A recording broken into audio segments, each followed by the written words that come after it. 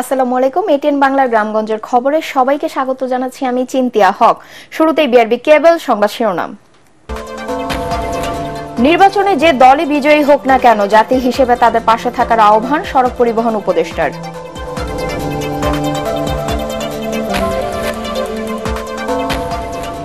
সৎ নেতৃত্বের অভাবেই দেশের সর্বগ্রাসী দুর্নীতির বিস্তার ঘটেছে, রংপুরে জামায়াতে নায়েবে আমির।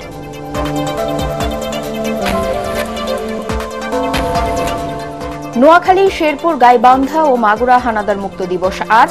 নানা কর্মসূচির মধ্য দিয়ে পালিত হল দিনটি।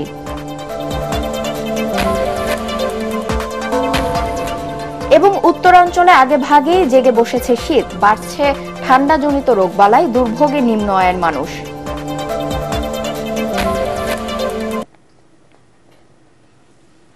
শুনছিলেন বিআরবি কেবল সংবাদ শিরোনাম, এবার বিস্তারিত সংবাদ। নির্বাচনে যে দলই বিজয়ী হোক না কেন জাতি হিসেবে তাদের পাশে থাকার আহ্বান জানিয়েছেন সড়ক পরিবহন ও সেতু মন্ত্রণালয়ের উপদেষ্টা মোহাম্মদ ফজল কবির খান। দুপুরে বরিশালের বাবুগঞ্জে আরিয়াল খান নদের উপরে বাবুগঞ্জ মিরগঞ্জ সেতুর ভিত্তিপ্রস্তর স্থাপন অনুষ্ঠানে সাংবাদিকদের প্রশ্নের জবাবে এসব কথা বলেন তিনি। উপদেষ্টা ফজল কবির বলেন, সঠিকভাবে ভোট আয়োজনে দায়িত্ব পালন করবে নির্বাচন কমিশন। তিনি বলেন, বিভিন্ন কোন্দলের কারণে সেতুর বাস্তবায়ন দেরিতে হয়, যার কারণে সেতুর বাস্তবায়ন ব্যয়ও বৃদ্ধি পায়। এ বিষয়ে সবার সহযোগিতা কামনা করেন তিনি। অনুষ্ঠানে উপস্থিত ছিলেন নৌ পরিবহন উপদেষ্টা এম সাখাওয়াত হোসেন সহ আরো অনেকে।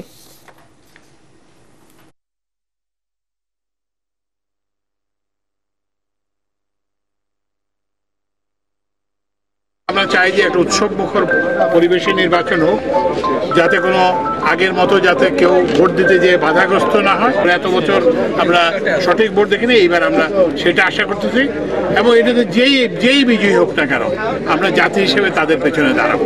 সৎ নেতৃত্বের অভাবেই দেশে দুর্নীতির সর্বগ্রাসী বিস্তার ঘটেছে বলে মন্তব্য করেছেন জামাতে ইসলামের নায়েবে আমির এটিএম আজহারুল ইসলাম। তিনি বলেন, সৎ নেতৃত্ব থাকলে দেশের লক্ষ কোটি টাকা বিদেশে পাচার হতো না। দুপুরে নীলফামারী কিশোরগঞ্জ গাড়াগ্রাম ইউনিয়নের নতুন টেপারহাটে ঘূর্ণিঝড়ে ক্ষতিগ্রস্ত পরিবারের মাঝে ঢেউ ৩ বিতরণ অনুষ্ঠানে তিনি এসব কথা বলেন। গণভোট ও সাধারণ নির্বাচন পৃথক দিনে করার দাবি জানিয়ে এ সময় তিনি আরো বলেন, সর্বসম্মতিক্রমে জুলাই সনদে স্বাক্ষর করা হয়েছে। জুলাই সনদের আইনি ভিত্তি দেয়া গেলে এদেশে আর কোনো ফ্যাসিস্টের জন্ম হবে না। কিশোরগঞ্জ উপজেলা জামায়াতের আমির আব্দুর রশিদ শাহ এর সভাপতিত্বে এ সময় আরো বক্তব্য রাখেন দলের রংপুর দিনাজপুর অঞ্চল টিম সদস্য মোহাম্মদ আব্দুর রশিদ, জেলা জামায়াতের আমির অধ্যক্ষ মাওলানা আব্দুস সাত্তার সহ আরো অনেকে। জমে উঠেছে দোহার নবাবগঞ্জ নিয়ে গঠিত ঢাকা ১ আসনের নির্বাচনী প্রচারণা। পুরো এলাকা ছেয়ে গেছে প্রার্থীদের নির্বাচনী সাইনবোর্ড ও ব্যানারে। প্রার্থী সমর্থকদের জনসংযোগও চলছে পুরোদমে। ভোটাররা বলছেন, যে প্রার্থী এলাকার উন্নয়নে কাজ করবেন তার বাক্সেই পড়বে ভোট। আর নির্বাচিত হলে জনগণের জীবনমান ও এলাকার উন্নয়নে কাজ করার আশ্বাস প্রার্থীদের। মাইনুদ্দিন রাসেলের ক্যামেরায় তরিক ইসলামের রিপোর্ট।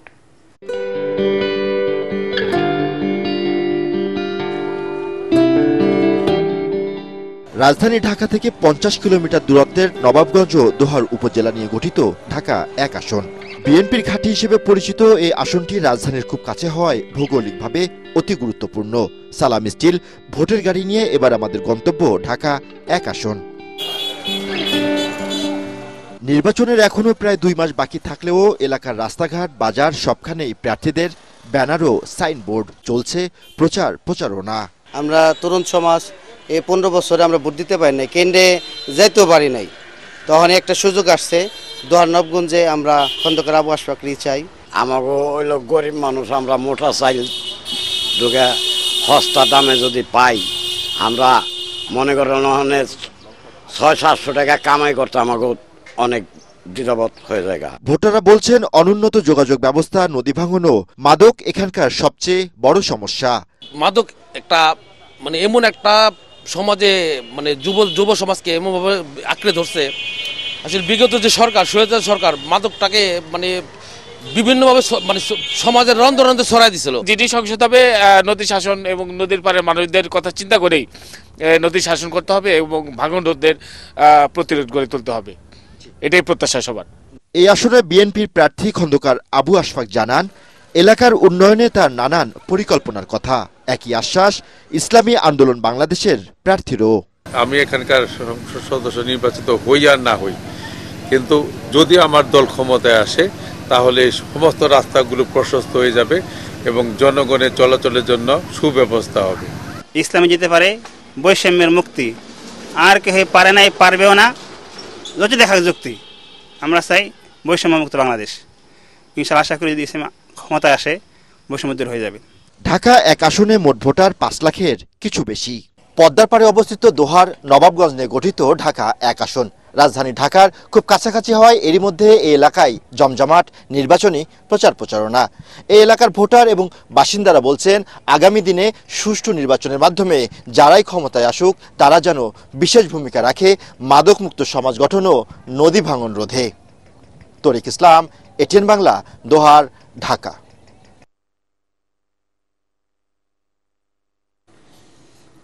নড়াইল 2 আসনে প্রচারণা ও সমাবেশ করেছে বাংলাদেশ জামায়াতে ইসলামীর মনোনীত প্রার্থী ও জেলা আমির আতাউর রহমান বাচ্চু। নির্বাচন পরিচালনা পরিষদের পরিচালক অধ্যাপক আব্দুস সামাদের সভাপতিত্বে অনুষ্ঠিত সমাবেশে আতাউর রহমান বাচ্চু বলেন, রাজনৈতিক আদর্শের প্রতিযোগিতায় জনগণই তাদের প্রিয় দল নির্বাচিত করবে। ফ্যাসিবাদের পতনের পর আবারও যদি পেশিশক্তি ব্যবহার হয় তা দুঃখজনক হবে বলে উল্লেখ করেন তিনি। পরে মানবিক বাংলাদেশ গড়তে দাঁড়িপাল্লায় ভোট চান তিনি।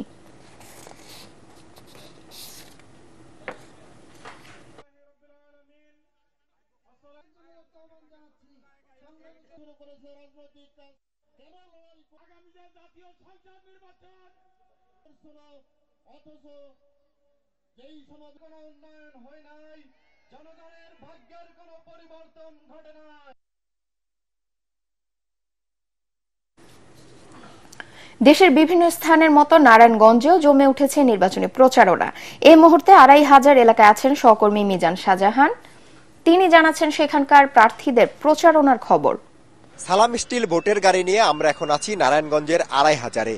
একটি উপজেলা ও 2টি পৌরসভা নিয়ে গঠিত এই আসনটি অনেক কারণেই আলোচিত। এখানে এর আগে সংসদ সদস্য ছিলেন আওয়ামী লীগের নজরুল ইসলাম বাবু। তার বিরুদ্ধে এলাকাবাসীর রয়েছে নানা অভিযোগ। তারা বলছেন, নতুন যে প্রার্থী নির্বাচিত হবেন তার হাত ধরেই আধুনিক 2500 গড়তে চান তারা। 2500-এ ভোটারদের সঙ্গে আমরা কথা বলে যেটি জানতে পেরেছি, তারা বলছেন যে অতীতের 3টি নির্বাচনে তারা তাদের ভোটাধিকার প্রয়োগ করতে পারেননি। এবারে নির্বাচন নিয়েও তাদের মধ্যে শঙ্কা কাজ করছে, কারণ বড় দলের রাজনৈতিক অভ্যন্তরীণ কোন্দলের কারণে সেই সংখ্যা আরো বহুগুণে বেড়েছে। তাই তারা বলছেন, অতীতে তারা ভোট দিতে পারেননি আমি ডামি আর রাতের ভোটের কারণে। এবার যেন তারা কোনো রাজনৈতিক সহিংসতার কারণে ভোটাধিকার থেকে বঞ্চিত না হন, সেই বিষয়টি নিশ্চিত করতে হবে প্রশাসনকে।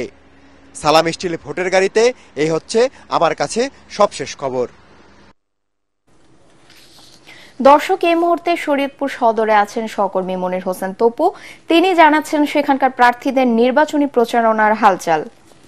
সালাম স্টিল ভোটের গাড়ি নিয়ে আমরা এখন আছি শরীয়তপুর 2 আসনে, যেটি নড়িয়া এবং সখীপুর নিয়ে গঠিত। এখন আমরা আছি সখীপুর থানার তারাবনিয়ার এখানে বর্তমানে বিএনপি মনোনীত প্রার্থী শফিকুর রহমান কিরণের এখানে উপস্থিত রয়েছেন এবং এখানে একটি উঠান বৈঠক চলছে। এখানে আমরা বর্তমানে রয়েছি। আর এখানে যে ভোটাররা যেটি বলছেন, ভোটাররা তাদের যে দাবি দাওয়াগুলো রয়েছে সেই দাবি দাওয়াগুলো তুলে ধরছেন। তবে শরীয়তপুরের যে বারবার যে প্রচারণার মাধ্যমে যে বারবার একটি বিষয় গুরুত্ব সহকারে তুলে ধরা হচ্ছে যে শরীয়তপুরের যে মূল যে সমস্যা, তারা যেটি বলছেন যে তাদের যে যোগাযোগ ব্যবস্থায় যে বেহাল অবস্থা রয়েছে, সেই বেহাল অবস্থার কারণে তারা ভোগান্তির মধ্যে পড়ছেন। তবে তারা বারবার যেটি বলছেন যে সরকার এই আগামীতে যে নির্বাচিত হবেন তিনি তাদের এই শরীয়তপুরে যত সমস্যা রয়েছে যোগাযোগ ব্যবস্থা সহ নদী ভাঙ্গন এবং একই সাথে যেহেতু শিল্পায়নের কোনো ছোঁয়া পায়নি এই শরীয়তপুর, সেক্ষেত্রে আগামীতে যারা নির্বাচিত হবেন তারা যাতে তাদের এই প্রতিশ্রুতিগুলো বাস্তবায়ন করে এবং এভাবে যারা প্রার্থী রয়েছেন তারা তাদের আবেগ আপ্লুত বা ইচ্ছার বিষয়গুলো প্রার্থীদেরকে জানাচ্ছেন। তবে প্রার্থীরা যেটি বলছেন, হিংসা বিদ্বেষ ভুলে এবং শরীয়তপুরের উন্নয়নের জন্য তারা কাজ করবেন। শরীয়তপুরে যত প্রয়োজন রয়েছে, সড়ক থেকে শুরু করে এখানে নদী ভাঙ্গনের ব্যাপক সমস্যা রয়েছে, সেই সমস্যার সমাধানে তারা সম্মিলিতভাবে কাজ করবেন। জি, সালাম স্টিল ভোটার গাড়ি থেকে শরীয়তপুর 2 আসন থেকে এই ছিল আমার কাছে সবশেষ খবর। মানুষকে মানব সম্পদে রূপান্তর করা প্রয়োজন বলে মন্তব্য করেছেন পররাষ্ট্র উপদেষ্টা তৌহিদ হোসেন। দুপুরে নীলফামারী কিশোরগঞ্জে মাগুরা উচ্চ বিদ্যালয়ের শিক্ষক শিক্ষার্থী ও স্থানীয় সুধী সমাজের সাথে এক মতবিনিময় সভায় তিনি এ মন্তব্য করেন। পররাষ্ট্র উপদেষ্টা বলেন, মানব সম্পদ উন্নয়নের কোনো বিকল্প নেই, আর মানব সম্পদ উন্নয়নের জন্য শিক্ষার উন্নয়ন ঘটাতে হবে। তাই বাজেটে শিক্ষা খাতে বরাদ্দ বৃদ্ধি করতে হবে। তৌহিদ হোসেন আরো বলেন, পর্যাপ্ত ট্রেনিং ও শিক্ষার অভাবে বিদেশে বাংলাদেশিরা সবচেয়ে কম বেতন পান। তাই যথাযথ শিক্ষার বিষয়ে শিক্ষার্থীদের পরামর্শ দেন তিনি।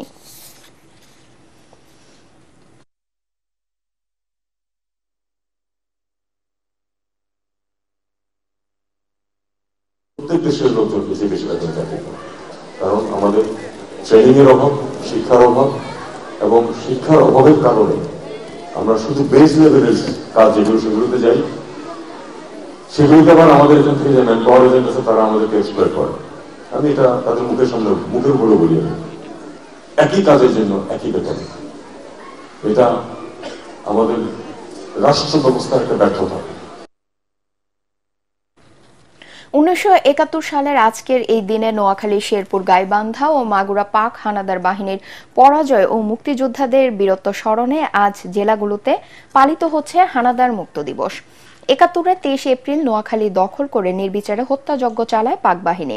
পরে প্রশিক্ষণ শেষে প্রতিরোধ গড়ে তোলেন বীর মুক্তিযোদ্ধারা।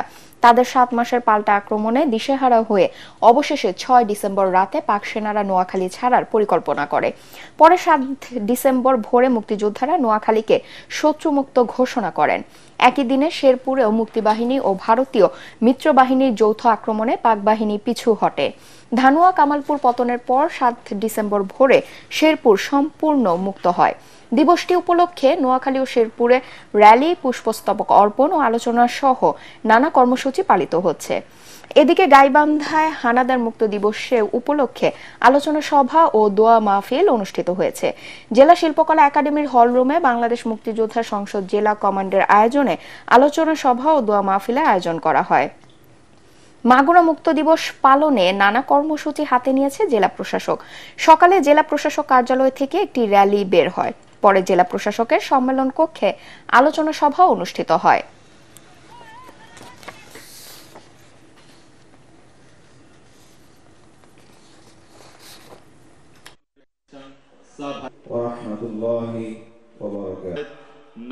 চট্টগ্রামে অনুষ্ঠিত হয়েছে মুক্ত গণমাধ্যম ও আগামীর চ্যালেঞ্জ শীর্ষক এক আলোচনা সভা। চট্টগ্রাম প্রেস ক্লাবের আয়োজনে এই আলোচনা সভায় প্রধান অতিথি ছিলেন বাংলাদেশ সংবাদ সংস্থা বাসসের ব্যবস্থাপনা পরিচালক মাহবুব মোর্শেদ। বাসসের চট্টগ্রাম ব্যুরো প্রধান মোহাম্মদ শাহ নেওয়াজের সভাপতিত্বে সভায় বক্তব্য রাখেন প্রিমিয়ার বিশ্ববিদ্যালয়ের vice chancellor professor S M. Nazrul Kadir, Chattogram বিশ্ববিদ্যালয়ের গণযোগাযোগ ও সাংবাদিকতা বিভাগের সহযোগী অধ্যাপক ডক্টর শহীদুল হক, সহকারী অধ্যাপক আলী আর রাজি ও সাংবাদিক জাহিদুল করিম কোচি। বক্তারা বলেন, জুলাইয়ের গণ অভ্যুত্থানে প্রচলিত নিবন্ধিত মিডিয়ার বৃহৎ অংশই হয় এই আন্দোলনের বিরোধিতা করেছে, নয়তো একে পুরোপুরি ব্যাংকআউট করেছে। সামাজিক যোগাযোগ মাধ্যম গণ অভ্যুত্থান সফল করতে ভূমিকা রেখেছে।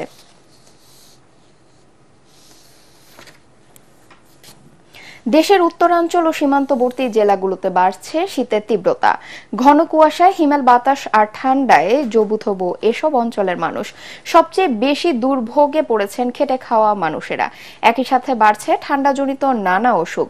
এদিকে শীত পড়তে শুরু করায় কেনাবেচা বেড়েছে গরম কাপড়ের। আরো জানাচ্ছেন আশিকুর রহমান।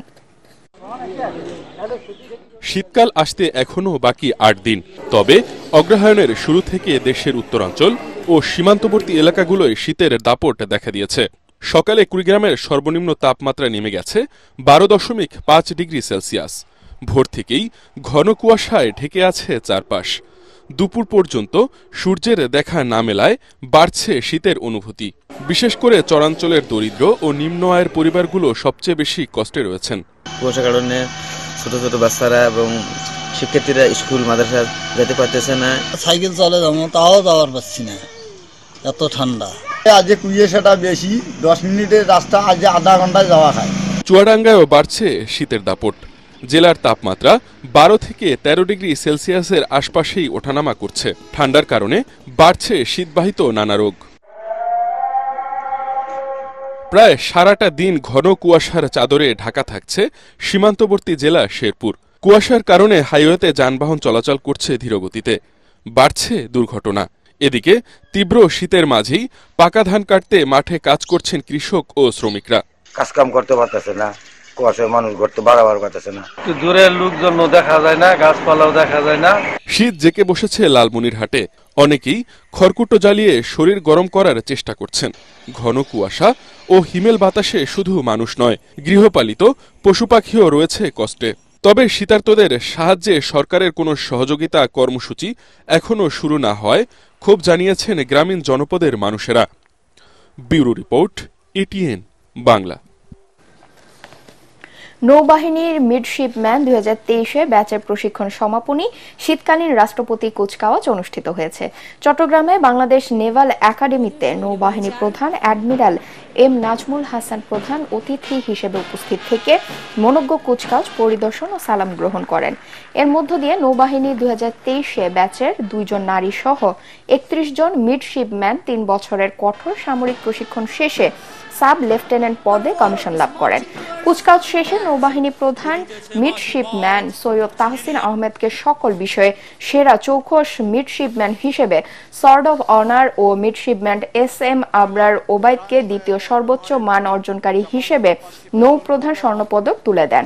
অনুষ্ঠানে নৌবাহিনী প্রধান নবীন কর্মকর্তাদের দেশপ্রেম ও কর্তব্য নিষ্ঠার সঙ্গে নিরলসভাবে দায়িত্ব পালনের আহ্বান জানান।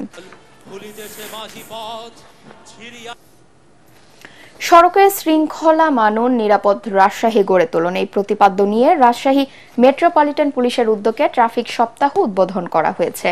নগরীর লক্ষ্মীপুর মোড়ে আনুষ্ঠানিকভাবে ট্রাফিক সপ্তাহ উদ্বোধন করেন Rajshahi metropolitan police commissioner doctor Zillur Rahman. অনুষ্ঠানে অন্যান্যদের মধ্যে অতিরিক্ত পুলিশ কমিশনার নাজমুল হোসেন, উপ পুলিশ কমিশনার খোরশেদ আলম ও উপ পুলিশ কমিশনার নূরে আলম উপস্থিত ছিলেন। সড়কের শৃঙ্খলা জোরদার ও জনসচেতনতা বৃদ্ধির লক্ষ্যে এই বিশেষ ট্রাফিক কার্যক্রমের সূচনা করা হয়েছে। নগরীর 0 পয়েন্টে মণি চত্বর, লক্ষ্মীপুর, গৌরহাঙ্গা ও ভদ্রার মোড়ে বৃহৎ পরিসরের ট্রাফিক কার্যক্রম পরিচালনা করা হবে বলে জানিয়েছেন অতিরিক্ত পুলিশ কমিশনার নাজমুল হোসেন।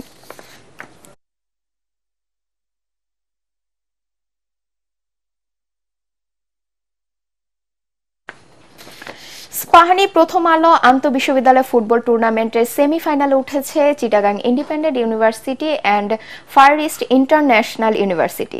সাভারের বিরুলিয়ায় ড্যাফোডিল ইন্টারন্যাশনাল ইউনিভার্সিটি মাঠে প্রথম কোয়ার্টার ফাইনালে জাহাঙ্গীরনগর বিশ্ববিদ্যালয়কে টাই ব্রেকারে পরাজিত করে চিটাগাং ইন্ডিপেন্ডেন্ট ইউনিভার্সিটি। অন্য কোয়ার্টারে প্রিমিয়ার ইউনিভার্সিটিকে 2-0 গোলে হারায় ফার ইস্ট ইন্টারন্যাশনাল ইউনিভার্সিটি। আরও জানাচ্ছেন পরাগ আরমান। চট্টগ্রাম, রাজশাহী ও খুলনার মতো ঢাকা অঞ্চলের লড়াইও শেষ হয়েছে। 4 অঞ্চলের 8 গ্রুপ চ্যাম্পিয়নরা এবার মুখোমুখি কোয়ার্টার ফাইনালে। শেষ 8-এর প্রথম ম্যাচে জাহাঙ্গীরনগর বিশ্ববিদ্যালয়ের প্রতিপক্ষ ছিল চিটাগং ইন্ডিপেন্ডেন্ট ইউনিভার্সিটি। নির্ধারিত সময়ের খেলা 1-1 গোলের ড্র থাকার পর টাই ব্রেকারে জাহাঙ্গীরনগরকে 7-6 ব্যবধানে হারিয়ে সেমিফাইনাল উঠে চমক দেখায় চিটাগং ইন্ডিপেন্ডেন্ট ইউনিভার্সিটি। স্পন্সর প্রতিষ্ঠান ইস্পাহানির কর্মকর্তা এই টুর্নামেন্টের মাধ্যমে দেশের ফুটবলের জোয়ার তোলার কথা বলেন, আর সেমিফাইনাল উঠে ম্যাচ সেরা খেলোয়াড় টুর্নামেন্ট জয়ের আশা করেন। ইস্পাহানি খেলাধুলার সাথে সবসময় জড়িত। অদূর ভবিষ্যতে আমরা চাই হইতেছে বাংলাদেশের একটা ফুটবল জ্বর চলে আসুক। আমরা চ্যাম্পিয়ন হব, আমরা প্রথমবার সেমিফাইনাল উঠছি, আমরা ইনশাআল্লাহ ফাইনালে চ্যাম্পিয়ন হয়ে যাব। দ্বিতীয় কোয়ার্টার ফাইনালে প্রিমিয়ার ইউনিভার্সিটিকে 2-0 গোলে পরাজিত করে শেষ 4-এর টিকিট পায় ফার ইস্ট ইন্টারন্যাশনাল ইউনিভার্সিটি। খেলা শেষে জাতীয় দলের সাবেক অধিনায়ক বিপ্লব ভট্টাচার্য জানান, এই টুর্নামেন্ট বিশ্ববিদ্যালয় লেভেলে ফুটবলের জাগরণ তৈরি করেছে, আর ফার ইস্ট ইউনিভার্সিটির ম্যাচ সেরা আতিকুল ইসলাম টুর্নামেন্টের শেষটা দেখতে চান। বিশ্ববিদ্যালয়ে এই ফুটবলটা সারা বাংলাদেশে ফুটবলকে জাগরণ করেছে এবং বিশেষ করে বিশ্ববিদ্যালয়গুলিতে খেলোয়াড় তৈরি এবং খেলোয়াড়দের মধ্যে যে উদ্দীপনা ছিল সেটা আমরা লক্ষ্য করছি। আমি আমার টিমকে স্বপ্নের ফাইনালে উত্তীর্ণ হতে পেরে এবং নিজেকে। প্রতিযোগিতার মিডিয়া পার্টনার এটিএন বাংলা। সোমবার হবে আরও 2টি কোয়ার্টার ফাইনাল। আগামী 13 ডিসেম্বর ফাইনাল খেলার মধ্য দিয়ে শেষ হবে টুর্নামেন্ট। পরাগ আরমান, এটিএন বাংলা। পরবর্তী সংবাদ দেখার আমন্ত্রণ জানিয়ে এখনকার মতো শেষ করছি। এটিএন বাংলা সংবাদ ইউটিউবে দেখতে ব্রাউজ করুন youtube/ATN Bangla News। ধন্যবাদ সবাইকে।